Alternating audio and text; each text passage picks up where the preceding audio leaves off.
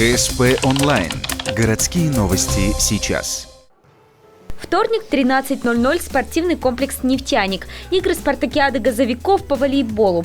Эти соревнования крупное градообразующее предприятие проводит традиционно вот уже 20 лет. На волейбольные баталии приехали сотрудники не только со всей Коми, но и из Архангельской и Вологодской области. Всего 9 команд.